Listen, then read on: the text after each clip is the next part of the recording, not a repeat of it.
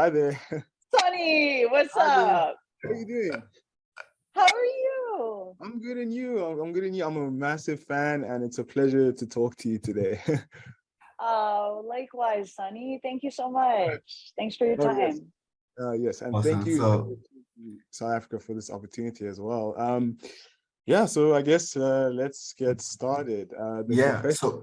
Yeah. so I'm just gonna disappear, Sunny. But yeah, you guys, I think you guys know who you guys are. So I'm Yeah. excited for this. So I'm All gonna good. just be in the background. I'm gonna give my dog some attention.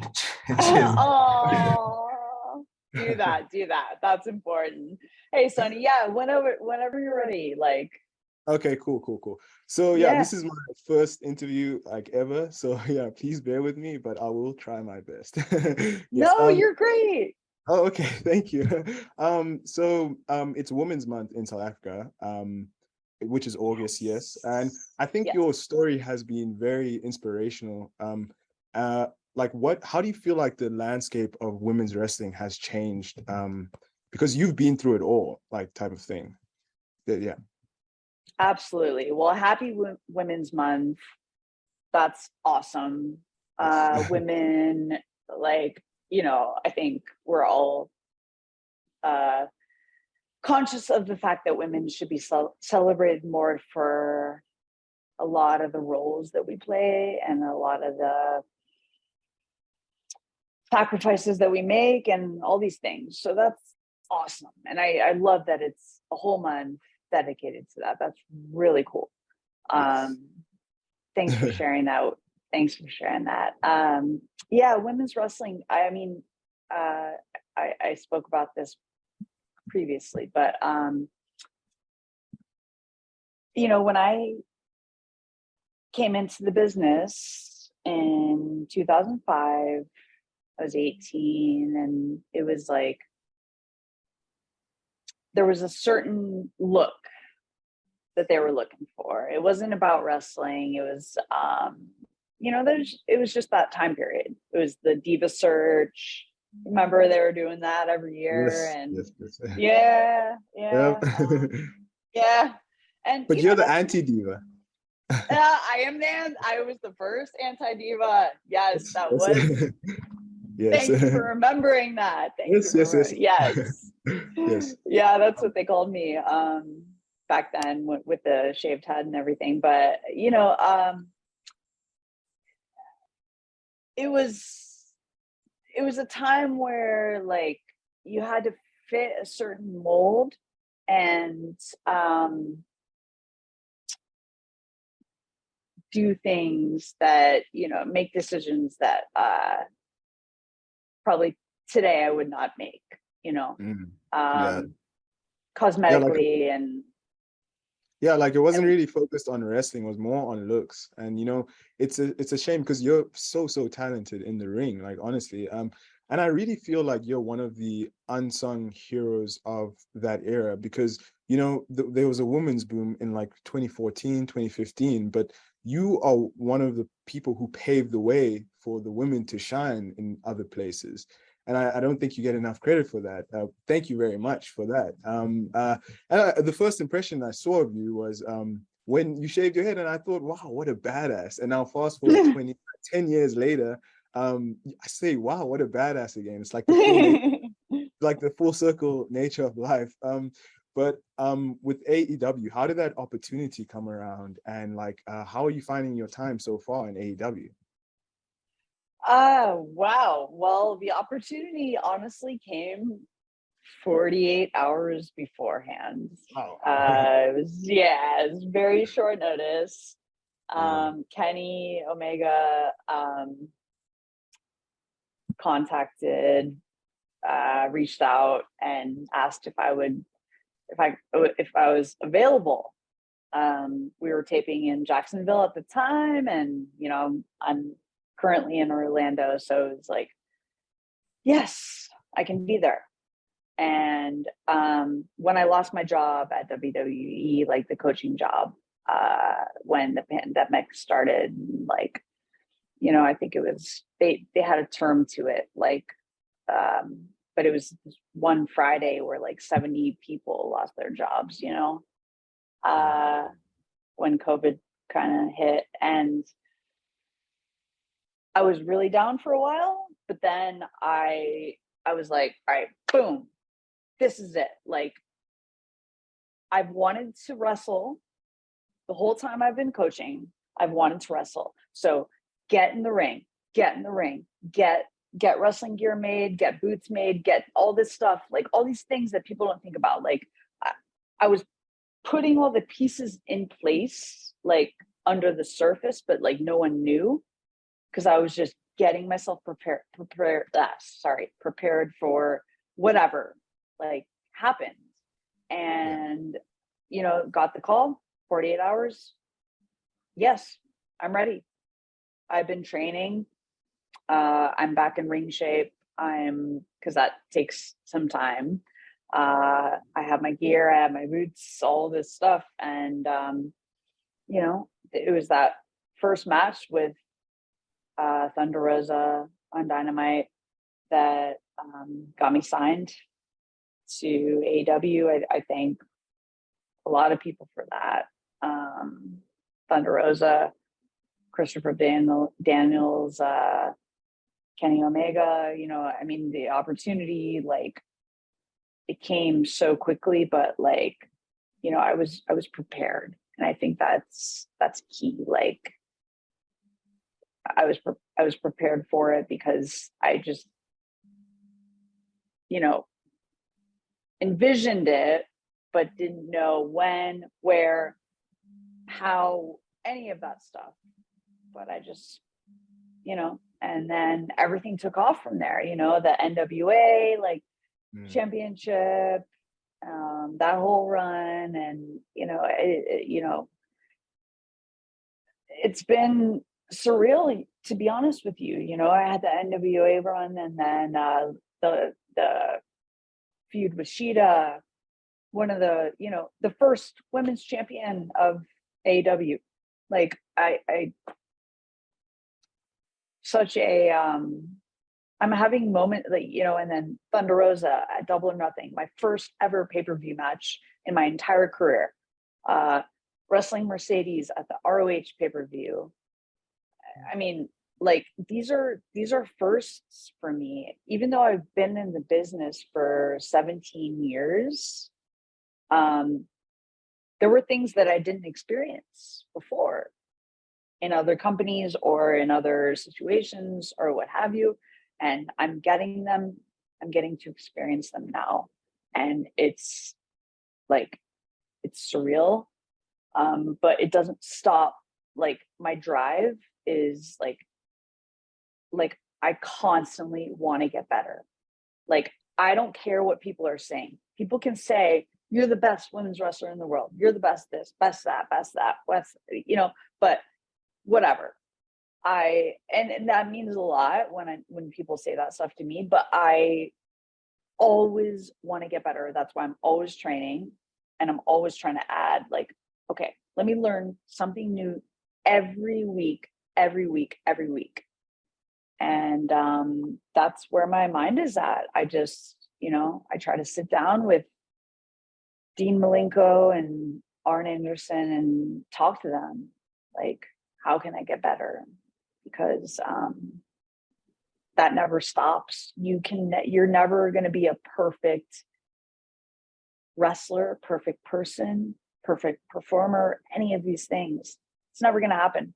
Perfection, I don't think, exists. I mean, there's people that have come close, you know, but just keeping that, like, that fire and that drive inside, you know, is important. And I think I hope that every young woman in this business, like, keeps that too, and never just settles. Like, okay, I'm good. Doesn't happen. You can always get better. Always. Oh yes. And you know, we can definitely tell your fire and passion in the ring, because, you know, prior to you arriving in AEW, the AEW women's division wasn't in the best place. And, you know, there's two signings that really changed the trajectory of the women's division, which is you and Thunder Rosa. And you guys really made people take women's wrestling seriously in AEW, because every single time there's a Serena Deeb match, you know you have to watch it, like, because you know it's going to be good, like every single time. There's some truth in when people say that, like, yes, you are the best AEW women's wrestler, but how did you become so technically adept at wrestling as well? Yes. I really appreciate what you just said. Thank you so much. Thank you, truly. Yeah. And yeah, kudos to Thunder Rosa, like, great wrestler. In 8 years, I think, she's become just one of the best female wrestlers in the world. Like, how incredible, how cool, how admirable, everything. So yeah, respect to Rosa, firstly, but you know, I consider myself very blessed and very lucky to have trained at OVW. I trained under Rip Rogers, Al Snow, Jim Cornette, Danny Davis, like all these old school. The business was different, and you had to really earn your name. Even, like, I was called the girl for like 6 months, like I was just anonymous, like I had to earn it. And then once I earned the nickname Deebs, I mean, my last name is Deeb, but like, Rip, one day it went from the girl to Deebs, because I was working my ass off, and I was honestly, like, better than all the guys. That was my, like, I was just, my work ethic, like, I think like, gained that respect from people that don't give out respect very easily, like, from that generation. They don't, especially like as a woman too, like, it was different then. So I'm really fortunate that I had the training from those greats and those legends. That there's a lot of wrestling schools all over the world, but the time and place that I was at OVW was so perfect, and I am so grateful for that chapter. So that was amazing. Also, I mean, I wrestled all over the world, different, Japan 7 times. I spent 3 months there, all over Japan. Like, you learn different styles. You incorporate this, you incorporate that. You take something from someone and you make it yours, and it's a constant learning and growing process. But I think traveling, like, I tell a lot of young wrestlers this, like, you have to get out of where you are. If you're stuck in a certain region, like, you have to get out. You have to, because you have to learn from other people. You have to learn different styles. Mexico, Puerto Rico. I mean, like, I went to all these places, Japan, like Europe. I mean, it's really important, because you learn these styles, and it just you grow as a wrestler and as a human, and they're tied together. I also think, and I'll tie this answer up very quickly, but I also think coaching really helped me, because I coached at WWE for almost 3 years, 2-3 years. And coaching, first of all, you have to really know how to, like, protect your students, and, like, you have to, really be focused, like have your eye on every little detail, everything.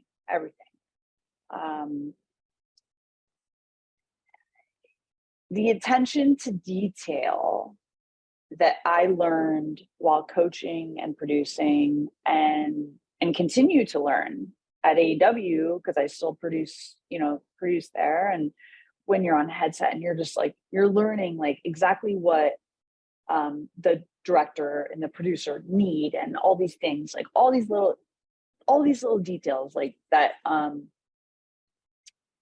If I was just a wrestler, maybe I wouldn't have gotten like the blessing of learning all of those details. But now I have such an attention to detail, and I bring that to my matches. Yeah. And it's honestly only increasing. Like it almost becomes obsessive, where you're like, oh well, no, that one like foot was in the wrong place, or arm was, like it's, I think it's the attention to detail that has made a lot of the greats great. The Bret Harts, Stone Cold Steve Austin, like these like, I mean, there's so many names to list, but like attention to detail. Wrestling is very detailed, and if one thing is off, it can just go bad, or it's just not right, like, it won't connect as well with the fans and stuff like that. But also so yeah, you arrived in AEW, and you went on a red hot run, and into early 2021, and then you injured your knee. How was it injuring your knee? How did you react to it, and how was the rehab period for you? I think to be vulnerable and honest, it was hard. It's hard, injuries are, and again, back to coaching, like I had to help a lot of people like through their injuries mentally. It's not just a physical thing, it's a mental thing. Injuring my knee, especially because like I had so many different doctors giving me different opinions, and then ultimately like Tony sent me to his personal doctor, and we got stuff going, and boom, boom, boom, and then I'm cleared. But which was very graceful and very generous of him to do that. But it was, I think anytime you go through an injury, you are tested physically and mentally. Like, how much time are you going to put into this physical therapy that you have to be doing every day, sometimes 3 times a day? Thankfully, like one of our head physical therapists at AEW has a practice in Orlando, and so I was able to go there and 2-3 times a week and work on it, and then the rest was kind of up to me. But just it's I'll be real, like my mind was not always in a positive spot during that time. I had some real downs, had some real doubts. Am I going to come back from this? Is my knee going to be like hurting forever for the rest of my life? I'm 36. I'm still young. Like, I want to still wrestle for many years. What does this mean? I had all the I'm sure the spiraling thoughts that anyone dealing with an injury has. And then you have like muscle atrophy and like all these things to deal with, and you've got to build everything back up. And I'm still in that process. I still go to physical therapy, and I still do my own exercises and stuff that will rehab, even though I'm feeling healthy and feeling great and everything like,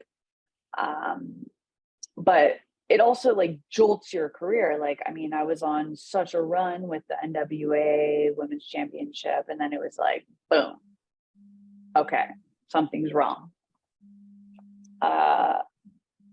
My knee is hurting a lot. And so it sometimes doesn't come at the most opportune time. You know, you can't predict life's timing and will on your life and on your career and everything. But I just think if I talk to somebody that's going through an injury, like, it's less about inquiring about their physical state, it's more inquiring about their mental state, because it's a mental game when you have an injury. And I'm not perfect at it. I've had a lot of injuries over the years, and I haven't always been great up here, you know, like, it's, you go through a lot of different things, and doubts, and oh gosh, like, it can be daunting. But I think the more you can feed your mind like positive affirmations and just like, this too shall pass kind of mentality, like, I'm gonna come back from this, I'm going to come back from this, like, I'm not the poster child for that at all, because, you know, I'm not pretending to be, but like, I hope that, you know, if somebody's struggling with that, with the mental aspect, that can shed some light, you know, like, you're gonna come back, temporary.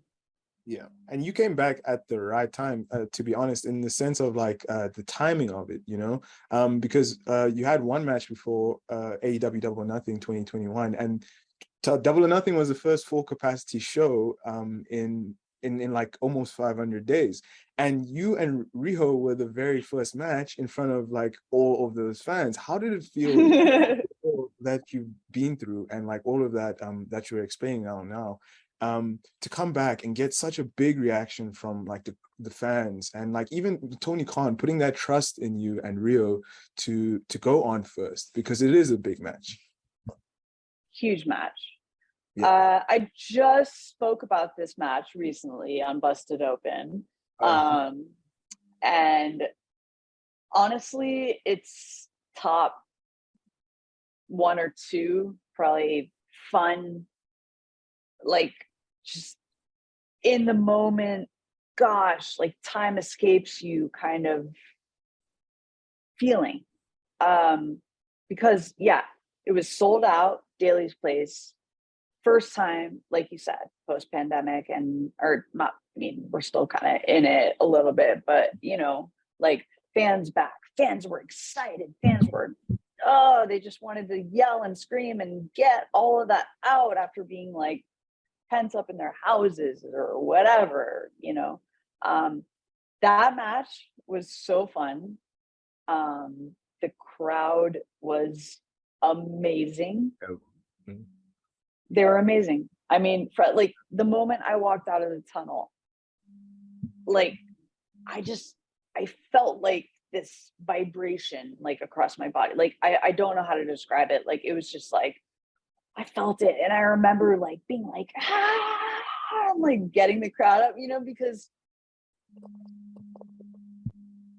they were giving me such energy. I wanted to give it back, and I wanted to get more. And you know, it was just like this like give and take of energy, and it's so cool. And that's what's so cool about pro wrestling, is that like, when you're in front of a live crowd, they're giving you their energy. Like, I you know, and if you give it back, they're going to give it back even more, and then vice versa. And then that's what it is, give and take, you know. And that's why, I mean, it is constant, like, seeking, getting better and developing in different areas and stuff like that, because like, you want the fans to connect with you like that. That night, that buy-in match with Riho, I mean, I could say, oh, I'll retire today and be happy because of that match, because it was really special, and the entire world was going through COVID, and it was a victory for a lot of everybody, wrestling fans, us wrestlers, like to have fans again, especially that passionate. It was so cool, and I'll never forget it. And then fast forward a year or two, and here I am wrestling Thunder Rosa at Double or Nothing. Yeah. In Las Vegas. It's crazy. Yeah, it's like it's full circle nature of life. Yes, which is crazy. Yes. Serena. Oh yes. I was just gonna say, just minding time. We have 5 more minutes left for the session. Okay, cool. Oh. Cool. Yeah, no rush. I mean, you got my time, so whatever you need. Okay, so I guess one last question. Is that okay? Yeah, whatever. Yeah. Oh, okay. Okay. I guess the professor of professional wrestling, such a cool and engaging character, and like it has a life to it. It has a oomph to it. How did you come up with that, and how was it working with Shida? Because I know you've known her for a long time, since you wrestled in Japan, and all of that. Yeah. So the professor it was an idea from someone else to label myself that. And I was like, at first I was like a little skeptical, like, I don't know. I'm not sure. But I started thinking about like, just, my whole life, my whole journey, my entire adult life. I got in wrestling when I was 18 years old. I'm now 36. Half my life has been in the pro wrestling business. Like I mentioned earlier, I learned under the learning tree of some of the greatest minds in this industry. Like, I didn't even mention Dr. Tom, Norman Smiley, everybody that I had the chance to cross paths with. So the professor character is kind of like, a professor, they have tenure, they've studied their field for 10, 20, 30, 40 years, whatever it is. I've done that with wrestling, and I still do that. Like, people ask me, do you watch what TV shows are you watching right now? I don't watch TV. I download matches on my YouTube app, and I watch them on the plane. Bret Hart, whoever I want to study. I don't watch TV. I have literally no shows. I just watch wrestling. Like, I want to constantly learn. And so Professor, like, to me, is someone that has like earned a certain like level, like a certain status, but also teaches people. And on Busted Open, like Mickey James, like, she said it perfectly. She said, every time you're in the ring with someone wrestling, you're teaching them through osmosis, right? Like, so just by moving around with somebody, you can teach them. Just by wrestling somebody, you could teach them. So that's kind of like the character, also somebody that has, like, we started this conversation, like, been through all the eras, the Diva Search era, the this, the that, women's revolution, coaching, wrestling. Like, I mean, it's been a wild ride.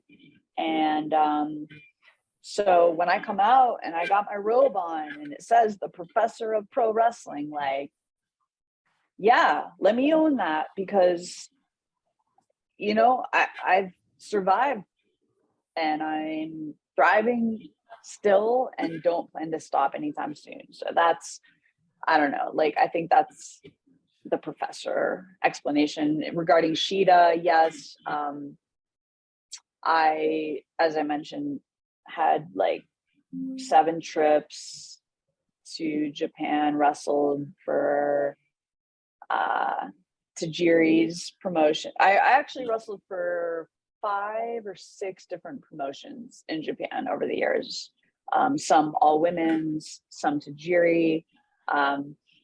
But I met Shida over there, and I actually, like, I don't recall exactly what show I met her at, but I remember her telling me when I came to AEW that she had seen me in Japan and was really inspired by me.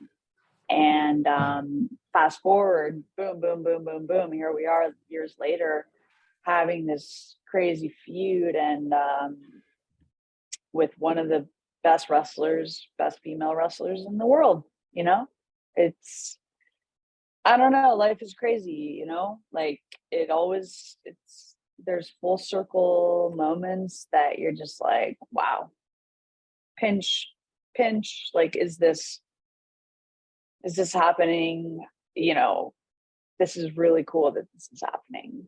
And I have a lot of respect for her. Yes. Okay. Thank you so very much, Serena. I really enjoyed the conversation, and yes, goodbye. Thank you very, very much. I really appreciate it. Thank you so much. And by the way, you have the best smile. Oh, you have the best smile. It's so contagious. You just make me want to smile. Thank you very much. Oh, man. Okay. Thank you for watching the video. Please like, share, comment, and subscribe. But anyway, goodbye, you jobbers.